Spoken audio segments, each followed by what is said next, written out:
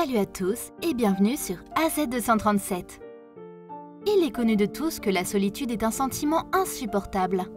Se sentir abandonné par ses proches peut parfois pousser à poser certains actes qui en réalité ne sont que des signaux de détresse. C'est ce que fit cet homme âgé en annonçant sa mort à ses enfants. Voici son histoire.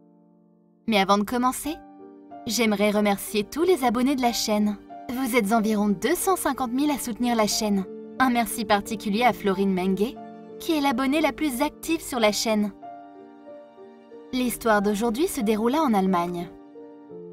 Après de longues et heureuses années de mariage, un homme comprit que sa vie touchait à sa fin.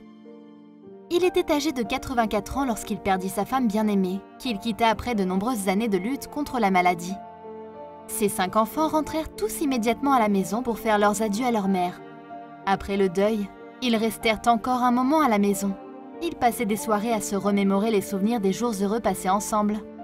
Puis ils retournèrent à leur vie un par un. La plupart de ses enfants vivaient très loin de lui. Les jours devenaient beaucoup plus longs pour lui maintenant. Il passa le premier Noël sans sa femme bien-aimée, et seulement 2 de ses enfants purent venir.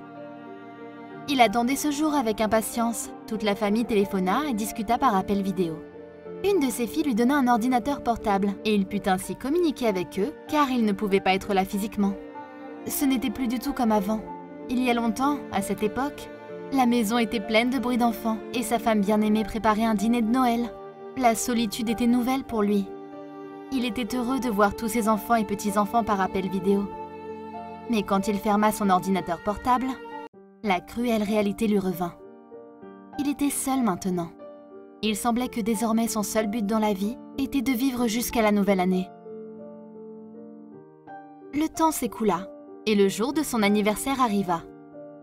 Il reçut de nombreux cadeaux. Tous ses proches appelèrent. Ils lui souhaitèrent un bon anniversaire. Mais ce jour-là, il n'y avait personne dans la maison à part lui. Il devenait difficile de vivre avec un tel sentiment de solitude. Chacun était occupé à ses propres affaires, ce qui le rendait triste. Le Noël suivant arriva. Il reçut des appels encore et encore. Toute la famille parla sur Internet. Le premier jour de la nouvelle année, il perdit tout espoir de réunir la famille à la maison. Que pouvait-il faire? Il se fatigua des tentatives infructueuses de réunir sa famille chez lui. Il ne trouva rien de mieux que de rédiger une invitation pour le Noël suivant. Il paya même un service spécial auprès du facteur qui promit de prévenir par courrier express tous ceux qui devraient recevoir l'invitation. Il avait déjà tout planifié dans les moindres détails. Il dit au facteur pourquoi il était si important que chaque personne reçoive son invitation. Car il les avait invités plusieurs fois mais personne n'était venu. Tom le facteur était très heureux que le vieil homme lui ait demandé de faire cela. Mais il était quand même très intrigué, car le vieil homme avait choisi ses propres funérailles comme sujet de la lettre. Il ne comprenait pas quel était le plan du vieux monsieur, mais il avait déjà accepté de le faire. 3 jours avant Noël, les lettres furent envoyées, et chacun de ses enfants les reçurent. La nouvelle les choqua. Leur père était décédé. L'un reçut la nouvelle au travail, l'autre était dans un magasin, et un autre était dans un salon de beauté. Mais peu à peu, tout le monde apprit la nouvelle. C'était comme un choc électrique pour tous. Ils se contactèrent immédiatement, prirent un congé et annulèrent leur projet pour Noël. Leur perte était irréparable. C'était leur père et il était décédé. Ils se souvenaient de lorsqu'ils étaient ensemble pendant les vacances. Ils étaient tellement désolés de ne pas avoir pu être avec leur père dans ces derniers jours. Tous les enfants allèrent donc dire leur dernier adieu à leur père. Ils se rencontrèrent dans leur ancienne maison, où ils vivaient jusqu'à ce que chacun ait sa propre famille.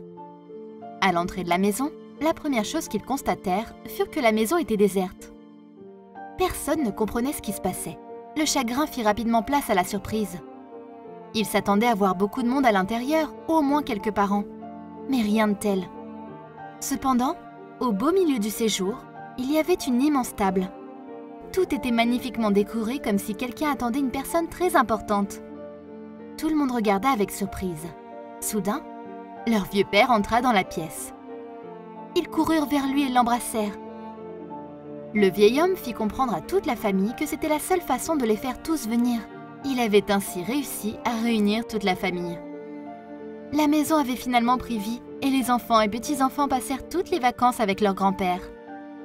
Plus tard, le vieil homme déménagea dans la maison de l'un de ses fils où ses petits-enfants ne le laissèrent pas s'ennuyer.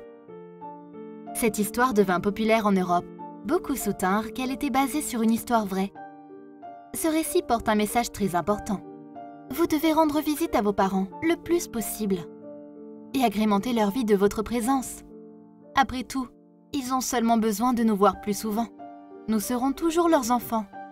Il n'y a aucune excuse pour ne pas être avec eux. Quelle est votre opinion au sujet de cette histoire? Dites-le nous dans les commentaires. Si vous avez aimé cette vidéo, alors cliquez sur le bouton j'aime et partagez-la autour de vous. À très bientôt sur AZ237.